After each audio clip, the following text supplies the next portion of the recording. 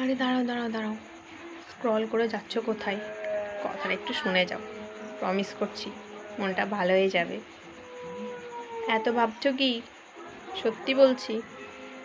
এবার বেশি না ভেবে আমার কথাটা শোনো মন দিয়ে। চোখটা বন্ধ করো। কি হলো? করো, হ্যাঁ হ্যাঁ তোমাকে বলছি, চোখটা বন্ধ করো।